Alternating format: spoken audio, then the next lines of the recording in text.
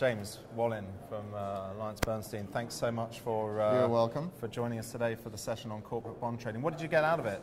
Well, what I got out of it is that I think people are thinking along the same lines at a very high level. At the level where things have to get done, I think there's still a lot of unanswered questions. I mean, things are changing.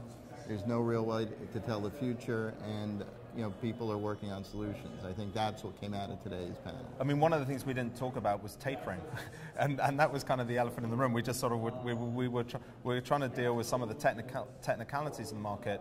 What does tapering mean for you? And are you going to be able to trade these bonds in a volatile environment? What does it mean? I mean, I think that the challenges we're seeing now could be exacerbated. I think, though, that as market participants, the buy side starts working with providers like the trading platforms.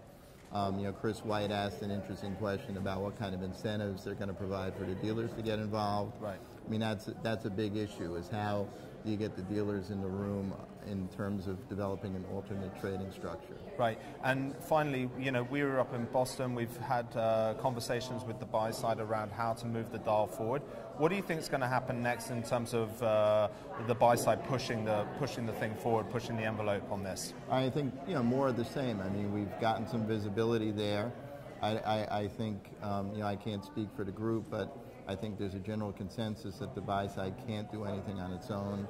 But I think that this group helps build an awareness that something has to be done, and that if one of the traditional providers doesn't get ahead of the curve, someone else is.